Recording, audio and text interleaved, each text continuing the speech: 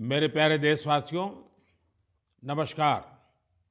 मन की बात के 110वें एपिसोड में आपका स्वागत है। हमेशा की तरह इस बार भी हमें आपके ढेर सारे सुझाव, इनपुट्स और कमेंट्स मिले हैं। और हमेशा की तरह इस बार भी ये चुनौती है कि एपिसोड में किन-किन विषयों को शामिल किया जाए। मुझे पॉजिटिविटी से भरे एक से बढ़कर एक इनपुट्स मिले हैं।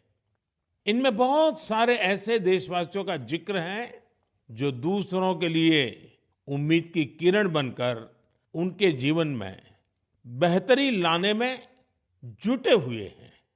साथियों, कुछ ही दिन बाद 8 मार्च को हम महिला दिवस मनाएंगे। ये विशेष दिन देश की विकास यात्रा में नारी शक्ति के योगदान को नमन करने का अवसर होता है। महाकवि भरतियार जी ने कहा है कि विश्व तभी समृद्ध होगा जब महिलाओं को समान अवसर मिलेंगे।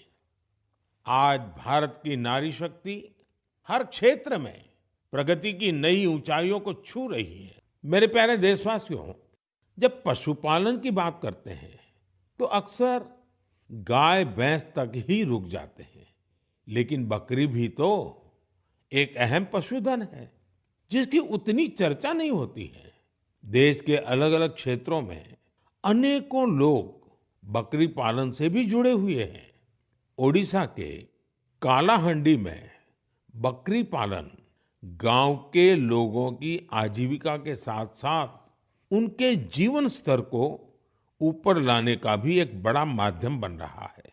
इस प्रयास के पीछे जयंती महापात्रा जी और उनके पति बीरेन साहू जी का एक बड़ा फैसला है। ये दोनों बेंगलुरु में मैनेजमेंट प्रोफेशनल्स थे, लेकिन इन्होंने ब्रेक लेकर कालाहंडी के सालेभाटा गांव आने का फैसला लिया। ये लोग कुछ ऐसा करना चाहते थे जिससे यहाँ के ग्रामीणों की समस्याओं का समाधान भी हो, साथ ही वो सशक्त भी बने।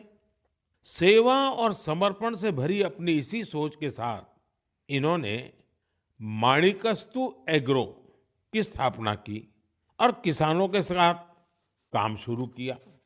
जयंती जी और बीरेन जी ने यहाँ एक दिलचस्प माणिकास्तु गॉट बैंक भी खोला है।